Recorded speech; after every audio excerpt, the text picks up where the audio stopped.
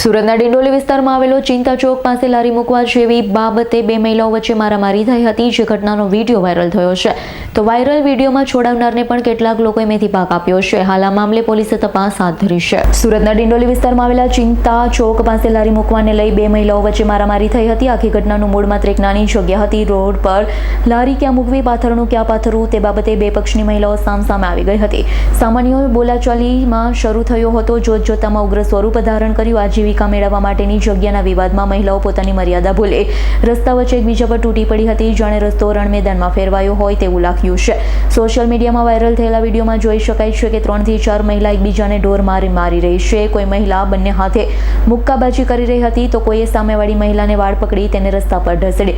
વિડીયોમાં સ્પષ્ટ દેખાય છે કે એક મહિલાને 3-4 સ્ત્રીઓએ મળી વાળથી પકડી રાખી છે. સતત તેને મારી. આ દ્રશ્ય જોઈ ત્યાં હાજર લોકો પણ અવાક રહી ગયા હતા. તો છોડાવવા વચ્ચે પડેલા એક યુવાને કેટલાક લોકોએ મેથી પાક આપ્યું હોવાનું પણ વિડીયોમાં કેદ થયું છે. હાલ આ મામલે ડિંડોલી પોલીસે તપાસ હાથ ધરી છે. Bureau report S9 news Surat. અમારી તમામ માહિતીથી અપડેટ રહેવા માટે જોડાયેલા રહો S9 ન્યૂઝ સાથે.